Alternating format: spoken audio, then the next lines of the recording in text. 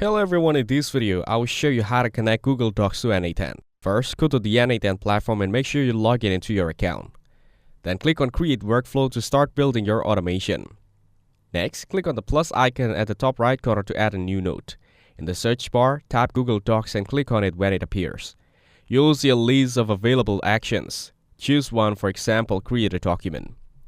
Now, click on Select Credential and choose Create New Credential. In the credential setup, enter the OAuth redirect URL provided by N8N.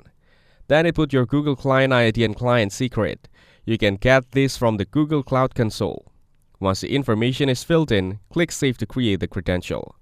Go back to the node and select the resource you want to use, like document or custom API call. Now select the operation you need, such as create, get, update, or custom API call depending on what you want to do. Next, enter the drive ID or name and the folder ID or name where the document should be created or accessed. Then enter the title of the document. Once everything is set up, go back and review your workflow to make sure all details are correct. This setup will let you connect Google Docs to N8N and automate document tasks efficiently. Thanks for watching. Don't forget to like and subscribe for more videos like this.